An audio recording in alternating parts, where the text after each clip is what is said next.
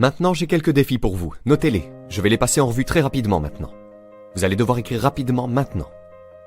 Voici le numéro 1. Examinez vos performances, qu'il s'agisse de communication ou d'une activité ou du fait d'être PDG ou d'un travail. Voilà ce que mon père disait d'un séminaire en une phrase. J'aimerais qu'il soit là pour le donner, mais comme il n'est pas là, en son honneur, je vais donner ici son séminaire en une phrase. C'est toujours faire plus que ce pourquoi vous êtes payé. Pour faire un investissement dans votre avenir. Maintenant, certains syndicats nous contrediront sur ce point. C'est le séminaire de mon père en une phrase. Toujours faire plus que ce pourquoi vous êtes payé. Pour investir dans votre avenir. Mon père était si unique. Papa disait que s'il pleut, on ne peut pas réparer le toit. S'il ne pleut pas, il n'y a pas besoin de le réparer. C'était un grand homme. Waouh, ce monsieur. Alors, examinez vos performances. Votre langage avec vos enfants. Passez en revue tout cela et dites-vous, ai-je été trop dur et trop fort, trop têtu? Devrais-je apprendre à être plus facile, à mélanger plus de compassion avec les choses difficiles que je dois gérer? Oui. Vous savez, la prière peut parfois aider. À défaut d'autre chose. Tu sais, cher Dieu, aide-moi à dire la bonne chose et à ne pas tout gâcher par une mauvaise communication. Voici le prochain point de ma liste. Affrontez vos peurs. Vous savez, je ne sais pas quel défi vous pourriez rencontrer en revoyant les choses que nous avons abordées en termes de modification de votre philosophie, ou en revenant en arrière, et vous savez, en refaisant certaines choses que vous pourriez avoir gâchées. Mais fais face à toutes tes peurs, c'est comme ça que tu les vains. Ne les rejette pas, fais-leur face. Dites, voici ce dont j'ai peur, je me demande ce que je pourrais faire pour changer ça. Voici la prochaine étape, exercez votre volonté. Pour changer de direction. Vous n'êtes pas obligé de continuer à faire ce que vous avez fait pendant les 6 dernières années si cela ne vous apporte pas les bénéfices que vous souhaitez. Au séminaire, je le fais pour Jerry. Mon mentor m'a aidé à faire le bilan des 6 dernières années pour ne pas répéter ses erreurs dans les 6 prochaines. Vous voyez, si vous êtes une noix, vous n'avez pas le choix de faire les 6 prochaines années comme vous avez fait les 6 dernières. Mais si vous n'êtes pas une noix, voici ce que vous pouvez faire. Choisissez une nouvelle destination et commencez à aller dans cette direction. Vous vous dites, j'ai fait ça ces 2 dernières années, je vais probablement devoir le faire encore 2 ans. La réponse est non, pas avant 1 million d'années. Maintenant, vous pouvez changer un petit degré à la fois, ou si vous le voulez, vous pouvez tout révolutionner. Qui a dit que vous ne pouvez pas tout révolutionner en une semaine et commencer une toute nouvelle direction qui vous aidera très certainement à arriver dans un tout nouvel endroit, dans 1 an, dans 3 ans? Non, on ne peut pas dire dans 5 ans à quel endroit vous pourriez arriver. Utilisez votre volonté pour lancer le processus.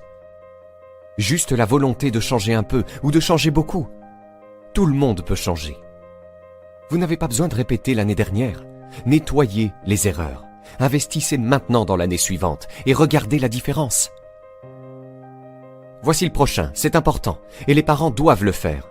Nous demandons à nos enfants de le faire, mais nous devons le faire. Admettez vos erreurs. Parfois, il faut les admettre aux autres. Voici quelques-uns des meilleurs mots de la langue anglaise. Je suis désolé, I'm sorry. La raison pour laquelle ce sont de bons mots, c'est que ça peut démarrer une toute nouvelle relation. Ça peut faire prendre à 2 personnes une toute nouvelle direction. Je suis désolé. Simple, facile, pas facile. Mais si vous le faites, le retournement de situation peut être spectaculaire et les premières années peuvent être très payantes. Et voici le plus important, admettez vos erreurs à vous-même. Vous n'avez pas besoin d'en parler à tout le monde dans le voisinage. Mais ça ne fait pas de mal de s'asseoir et d'avoir une conversation avec soi-même et de dire « Inutile de me faire des illusions. Voilà où j'en suis vraiment. J'ai des sous dans ma poche et rien à la banque. » C'est ce que j'ai dit après que l'éclaireuse ait quitté ma porte. J'ai eu une conversation avec moi-même. Et j'ai dit que je ne voulais plus que ça arrive. Suivant, affinez vos objectifs. Je ne sais pas quelles ambitions vous avez eues jusqu'à présent, mais ce week-end serait un bon moment pour commencer le processus. Nous allons parler de notre atelier sur les objectifs avant la fin de notre session ce week-end. Peut-être que cela vous aidera à vous stimuler pour fixer des objectifs plus élevés, atteindre un but plus élevé, aller au-delà de ce que vous pensiez pouvoir faire. Mais d'ici la fin du week-end, vous pourriez doubler, tripler ou quadrupler le nombre d'objectifs, de buts et toutes les choses que vous pensez pouvoir accomplir. Vous pourriez les multiplier par 10 d'ici la fin de notre séance dimanche. Voici le suivant. Croyez en vous. Oui, vous devez croire en Dieu. Et vous devez croire en la communauté. Et vous devez croire aux possibilités. Vous devez croire en l'économie. Vous devez croire que demain peut être meilleur qu'aujourd'hui. Mais voici le plus important, croyez en vous. Il n'y a pas de compétences que vous ne puissiez apprendre. Il n'y a pas de discipline que vous ne puissiez essayer. Il n'y a pas de cours que vous ne puissiez suivre. Il n'y a pas de livre que vous ne puissiez lire. S'il est écrit dans une autre langue, il suffit de le faire traduire et de le lire. Voici le suivant, demandez la sagesse. C'est la communication de la source la plus élevée. Demandez la sagesse.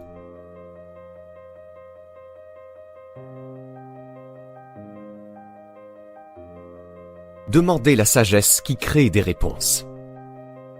Demandez la sagesse qui crée la foi pour croire que les choses sont possibles. Au temps du roi Salomon, il y avait le dilemme de deux mères qui réclamaient le même bébé. Et la question était, à qui appartient ce bébé? Cette mère dit que c'est le mien. L'autre mère dit, non, c'est le mien. Salomon a dit, apportez-moi le bébé.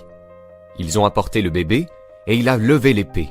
Il a dit que je vais couper ce bébé en deux et donner une moitié à cette mère et une moitié à cette mère.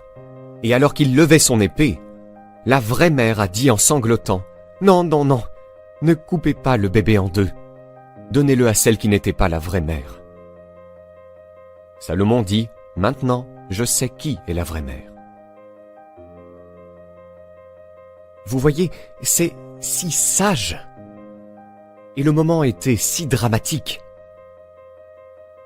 Mais Salomon, le plus sage des sages, savait quoi faire pour régler l'affaire. Demandez la sagesse pour faire face aux défis d'aujourd'hui et de demain, pour faire face aux défis que votre famille vous apporte. Ne souhaitez pas que ce soit plus facile, mais que vous soyez meilleur. Voici le point suivant, conservez votre temps. Je dois apprendre à le faire. Combien de temps me reste-t-il? Pas une réserve illimitée. Combien de ces week-ends puis-je faire? Pas un millier. Juste quelques-uns, peut-être une poignée. Parfois on se fait avoir. Bill Bailey dit, la personne moyenne dit qu'il me reste 20 ans à vivre. Non, Bill dit, vous avez 20 fois plus de temps. Si vous allez pêcher une fois par an, vous n'avez plus que 20 fois pour aller pêcher, pas 20 ans. C'est de la supercherie. J'ai 20 ans. Non, 20 fois. Tu vois, ça ramène à la réalité. 20 fois. Combien d'autres séminaires comme celui-ci? Pas un millier, quelques-uns, juste quelques-uns. Alors, est-ce que je marmonnerai et trébucherai? Est-ce que je vous donnerai moins que le meilleur de moi-même alors qu'il ne me reste plus que quelques séminaires à donner? La réponse est non, bien sûr que non. Si vous êtes une personne digne et de qualité, vous ne laisseriez pas cela se produire. Ensuite, investissez vos bénéfices. Nous allons en parler maintenant avant la fin du week-end, sur l'indépendance financière. Et je vais vous donner d'excellents conseils. Voici l'une des philosophies que M. Schoff m'a donnée, avec Mary Kay. Voici ce qu'il a dit. Les profits sont meilleurs que les salaires. Les salaires vous font vivre. Les profits vous font faire fortune. Mary Kay et moi sommes allés jusqu'au bout. Waouh! Pourrions-nous commencer à faire des profits tout en gagnant notre vie? La réponse est oui. Je suis devenu fou. En voici un autre point maintenant. Protégez votre famille. Les temps sont durs, même s'ils l'ont été pendant 6000 ans. À l'école, les temps sont durs. Je connais une merveilleuse mère et un merveilleux père qui ont eu 2 garçons. À l'école, ils ont pris 2 directions différentes. L'un est devenu un citoyen modèle et l'autre est allé en prison. Waouh! Protégez votre famille du mieux que vous pouvez, contre les dangers cachés, contre les méchants qui rôdent.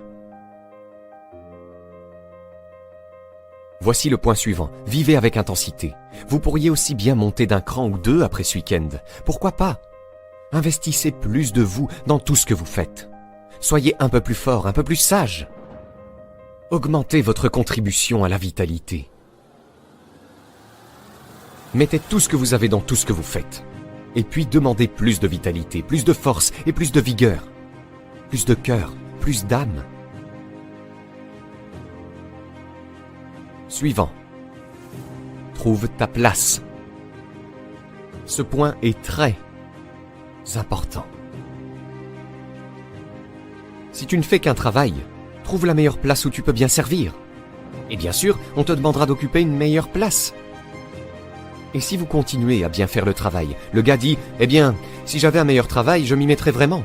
Mais si j'ai ce boulot minable, alors je ne fais que glander. » Vous voyez, c'est la philosophie du désastre. Donc vous avez un travail minable, faites de votre mieux, c'est votre meilleur moyen de vous en sortir. Il ne s'agit pas de faire moins que ce que vous pourriez faire, mais de faire du mieux que vous pouvez. Avec cette philosophie, votre vie peut faire de grands bonds en avant. Voici une phrase biblique qui dit « Si tu travailles sur tes dons, ils te feront de la place. Ils te feront une place. » Voici le point suivant. Exigez l'intégrité de vous-même. Vous ne pouvez pas exiger l'intégrité de quelqu'un d'autre. L'intégrité est comme la loyauté. Vous ne pouvez pas l'exiger de quelqu'un d'autre. Vous ne pouvez l'exiger que de vous-même. Soyez le meilleur exemple de loyauté et vous aurez des adeptes fidèles. Soyez le meilleur exemple d'intégrité et vous serez entouré de personnes intègres. Ouvrez la voie. Ensuite, accueillez les disciplines. Je ne peux pas vous donner de meilleurs conseils que celui-là, car les disciplines créent la réalité. Les disciplines construisent des ponts, construisent des villes. Les disciplines. Une activité bien disciplinée crée l'abondance, crée l'unicité et la productivité. Ensuite, se battre pour ce qui est juste. C'est un combat dans lequel nous sommes engagés. Et le conteur dit qu'il y a eu une grande guerre dans le ciel. Waouh! Tu veux dire là-bas? Oui. Un tiers des anges ont conspiré. J'ai demandé à Bill Bailey, combien de temps penses-tu qu'il a fallu à un tiers de ces anges pour se réunir? Ont-ils organisé des réunions? Je ne sais pas. Bailey dit que le conteur ne le dit pas. J'ai dit, alors nous sommes censés utiliser notre imagination. Je ne sais pas. Il dit que, finalement, la grande guerre a eu lieu. Et les 2 tiers l'ont emporté, et le 1 tiers a perdu. L'un des auteurs des dernières écritures de la Bible, voici ce qu'il a dit. « J'ai combattu le bon combat. » Vous voyez, c'est extraordinaire de pouvoir dire « Je me suis battu pour mes enfants, et je me suis battu pour ce qui était juste, et je me suis battu pour ma bonne santé, et je me suis battu pour protéger mon entreprise, et je me suis battu pour une bonne carrière qui bénirait ma famille. » J'ai combattu le bon combat. C'est bon de se battre. L'empiètement. Les opposés sont en conflit, et nous sommes au milieu. Et si tu veux quelque chose de valable, tu dois te battre pour ça. Puis cet écrivain a aussi dit, non seulement j'ai combattu le bon combat, et je terminerai par ça. Et j'ai une liste beaucoup plus longue, mais peut-être que je pourrai la couvrir à un autre moment. Il a dit, j'ai combattu le bon combat, et j'ai gardé la foi. Vous voyez, c'est ça le truc. Gardez la foi avec votre famille, battez-vous comme des fous et gardez la foi. Combattez l'ennemi et gardez la foi. Combattez la maladie et gardez la foi. Combattez le mal et gardez la foi. À présent, vous pouvez obtenir gratuitement notre nouveau guide des 5 étapes pour fixer et atteindre votre objectif le plus ambitieux à 100% coup sûr en cliquant sur le premier lien dans la description sous cette vidéo. Et si vous avez aimé cette vidéo, cliquez sur le bouton j'aime et abonnez-vous à la chaîne maintenant pour ne rien rater.